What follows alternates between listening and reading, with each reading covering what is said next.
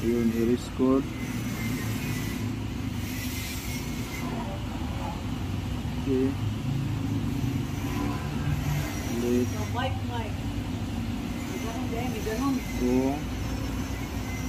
So, cleared na guys. Delete na. May ing-ana. Okay, so try natin pandarin ulit kung nawala ba. Ayun, wala guys. So ito guys, i-observe natin to siguro mga 1 week. Pag bumalik, ayun, i-warantihan natin yung oxygen sensor.